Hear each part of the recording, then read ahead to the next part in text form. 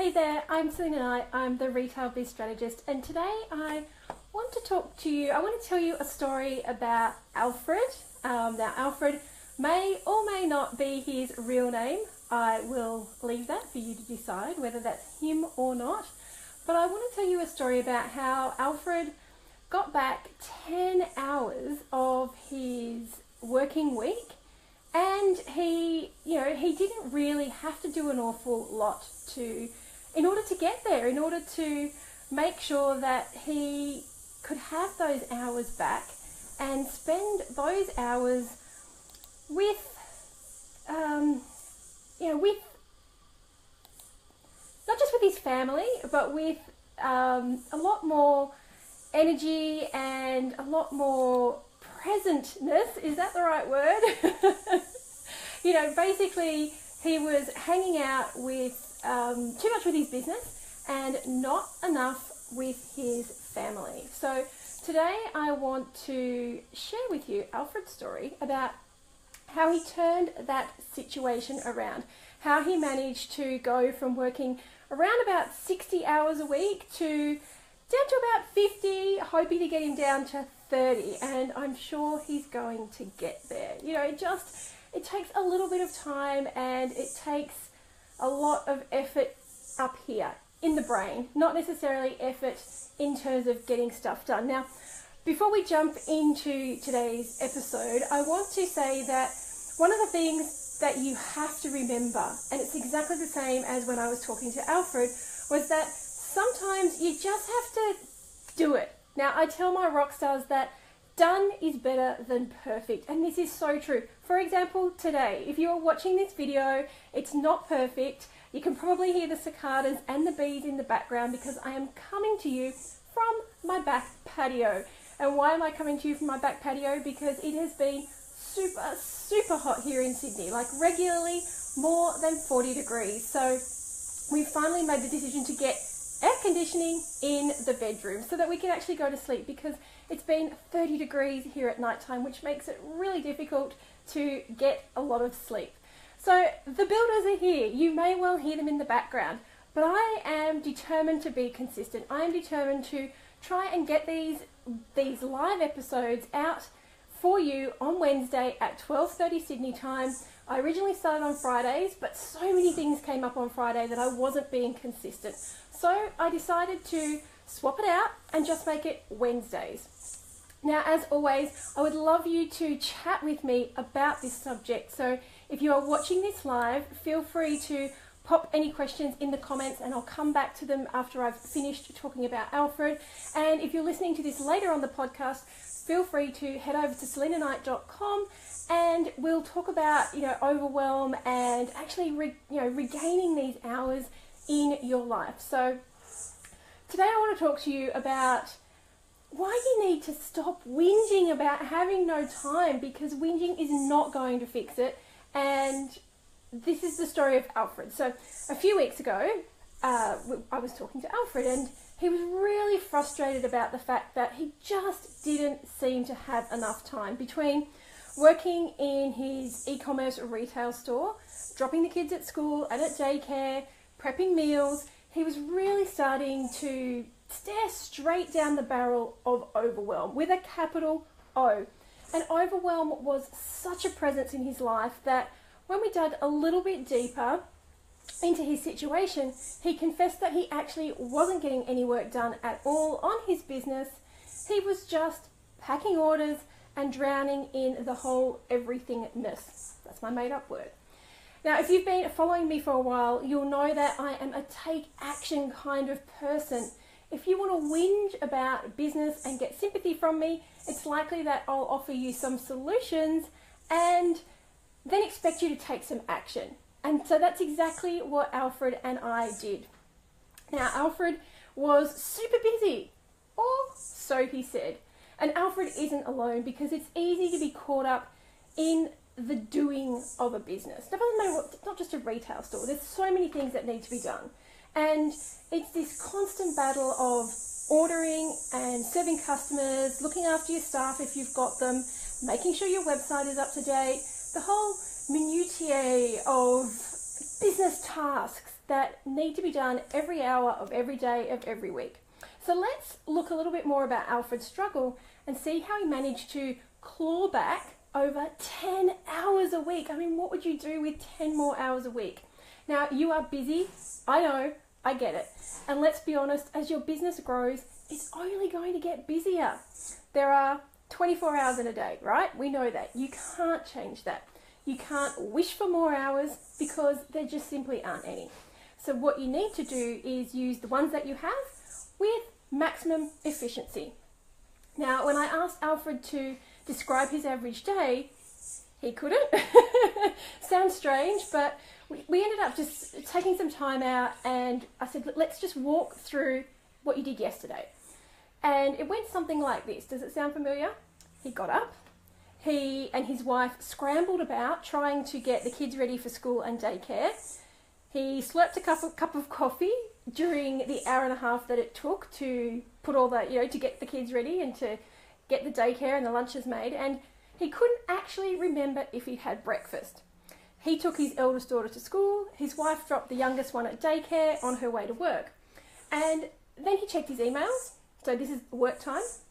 He sat down, he had a coffee, he printed off the orders, he checked his emails again, he got another cup of coffee, he packed the orders, then he had lunch. He wasn't sure what time he had lunch. He checked his emails again, he uploaded some products on his website, and then he went to the post office. And by that time it was 3 p.m. and it was time to go and pick his daughter up from school. Now, Alfred was struggling to see what could change, what could give him his time back. So he started talking about chunking up his days and also his week so that he knew what he would be doing each day and he could focus on it. Now, when I mentioned this to Alfred, he protested that his week could never be scheduled. There were emergencies that came up every single day and they always needed to be dealt with like right then and there. Now, okay, I said to Alfred, well, how about, this argument isn't new to me, how about we schedule, for the first 2 weeks, we'll schedule in 1 hour a day to deal with emergencies, to deal with these fires, in inverted commas, that you seem to think need to be put out immediately. And after those 2 weeks, I'm reckoning that you'll feel a lot more confident, you'll feel less overwhelmed, and you'll feel way less stressed that these so-called emergencies either won't be occurring so much, or you'll be able to deal with them calmly rather than letting it get to you and just rushing around trying to fix the problems. So how exactly did Alfred get those 10 hours back a week? Well, I'll be honest, your to-do list is never going to be done. There will always be something to add, so stop using that excuse that your to-do list is full to never get things done.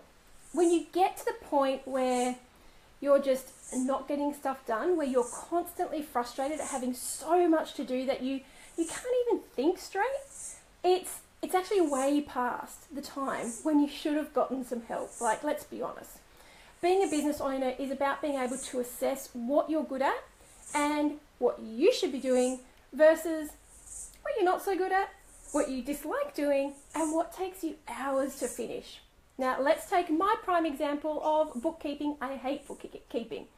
If it's taking you, let's say, 3 hours to enter receipts into your accounting program, but you could have paid a bookkeeper $70 to do the same thing, just think about how much you could have achieved if you had those 3 hours back. How many sales could you have made? How much stock could you have ordered? How many relationships could you have built? And not to mention, just imagine being able to take one of those hours off just for you. So we batched up and we chunked out Alfred's week. And when we did this, we were able to recover 10 hours that he could use to take some time out for himself and to spend some time actually working on his business, not just doing the busy stuff in his business. And you know what? Alfred couldn't believe it could be that simple. He's, like most people, when you give them a solution to being busy and overwhelmed, they struggle to think that it could actually work. But I urged him, I'm quite good at urging people to do things. I urged him to embrace his new plan for just 2 weeks, give it 2 weeks, and see how different his days could actually be. Because after all, what was the worst that could happen? He was already stressed and overwhelmed. And I am so happy to report that 4 weeks down the track, he was much happier. He was certainly less stressed, and his wife had actually commented that Alfred didn't seem to be so snappy in the evenings, and Alfred felt that he was finally out of the rut that now that he had a chance to look back on, he could see that he'd fallen into. So when I hear people telling me about how they never have enough time to get stuff done, the answer is pretty obvious from where I'm sitting. Batch and chunk your days out each week, and then let me know how many hours you manage to recover when you do this. And of course, I would never expect you to just go off and do this yourself. So I've put together a handy little step-by-step guide. In fact, it's the same guide that I gave Alfred that he used to get his 10 hours back in a week, and I'll pop that in the comments below, or if you're listening to this on the podcast a little bit later, I'll pop that into the show notes. Now, this is not rocket science. It won't even take you long to work out where you can claw back these hours, those much missed minutes and hours of every single day. Simply download the free guide. You've got nothing to lose, but promise me that you'll drop me an email or you'll come back on one of the Facebook Lives and you'll let me know how many hours you've managed to get back and whether it's helped you. Now, as I said at the beginning, Alfred is an e-commerce website owner, which, Alfred may or may not be his name. So that guide I'm going to pop down into the comments, into the show notes if you're listening to the podcast. And if you are listening to this on the podcast, just be aware that on Wednesdays at 12:30 p.m. Australian Eastern Time, that's Sydney time, I host these Facebook Lives where you can ask your questions. If you want to talk about how to avoid overwhelm, pop your questions below, or if you are listening to this later, pop them into the comments on the blog, and I do actually answer them. I don't just leave you out there to fend for yourself. So I'm going to pop that link to you after I finish this, and you guys can hopefully claw back some hours in your day. So if you've got any questions, feel free to pop them in. I can see there's quite a few of you watching this one, so clearly the overwhelm has triggered something in your psyche that says, I need to get this crap organized. Pop your comments below. I'll be here to answer them in the group a little bit later. If you are watching this a little bit later, I'll pop by and I'll answer any of your questions. But for now, have a fantastic afternoon. Be profitable, go and make some money, and make this February your best year ever.